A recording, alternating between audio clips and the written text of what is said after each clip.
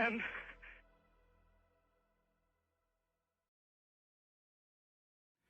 But where, how, and in what form are these spirits we're summoning supposed to appear?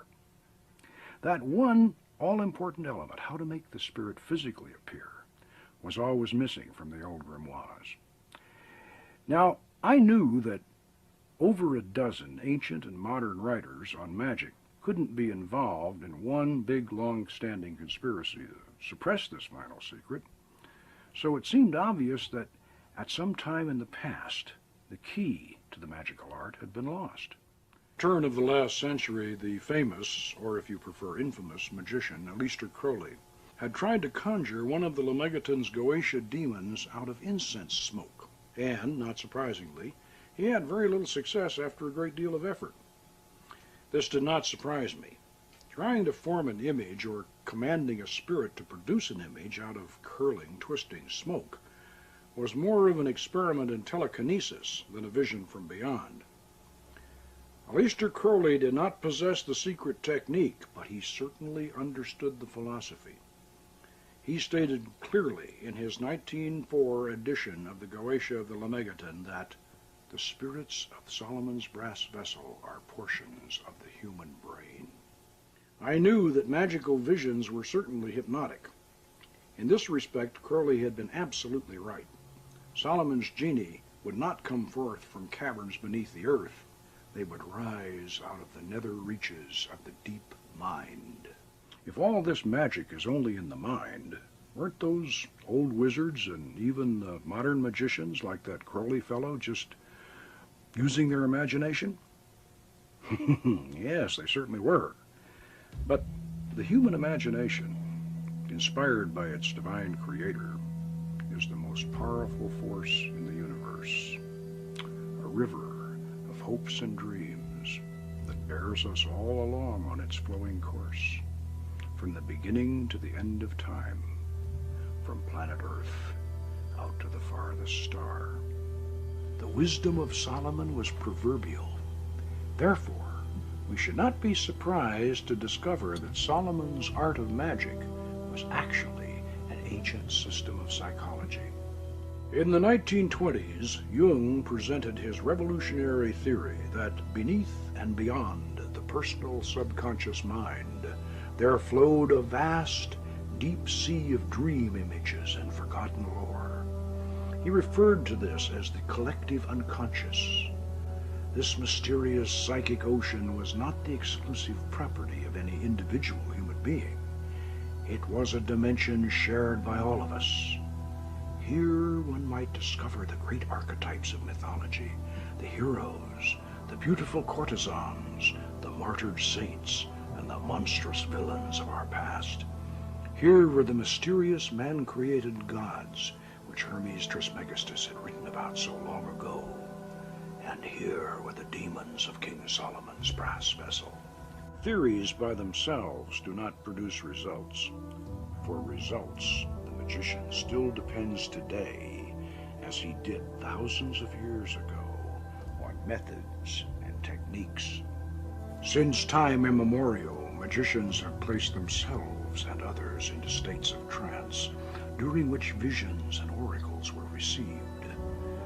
We now know that this process was hypnotic, and that all the phenomena we have come to associate with modern hypnosis was in fact known and practiced by ancient sorcerers under the guise of fascination, spellcasting, and enchantment.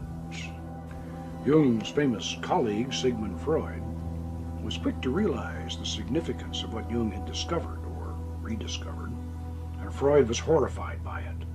"Carl," he whispered, "you must not present this theory to the public, for if you do, you will release a black flood of occultism."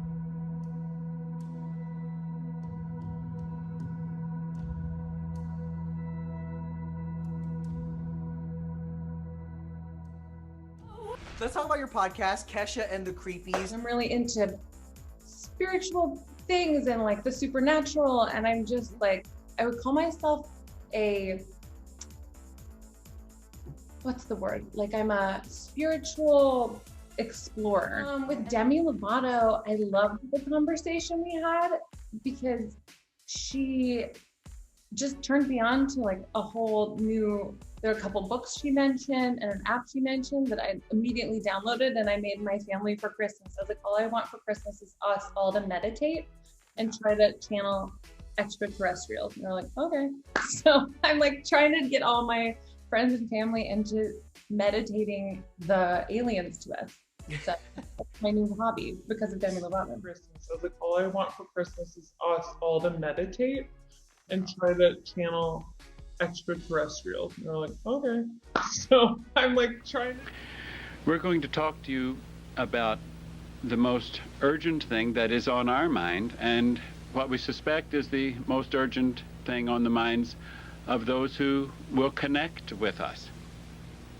We'll title this tape Planet Earth About to be Recycled. Your only chance to evacuate is to leave with us. Planet Earth about to be recycled. Your only chance to survive or evacuate is to leave with us. Now, your only chance to survive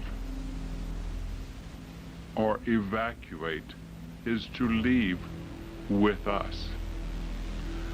Most people see themselves as separate from the world, from the universe. But that is actually an illusion. What's evolving is consciousness. Consciousness is the thing that's evolving and creates, and it expands in every way it can. And that's where we're heading. I love what you said about the evolution of the next consciousness, that we're just here to push up. It's not just I think, therefore I am. It's I am, therefore I am. I am all that is, has been, and ever will be. I just am. I am the force with no name and all names. I am all things and I'm no things. I'm everything and nothing. I'm everywhere and nowhere. Because I am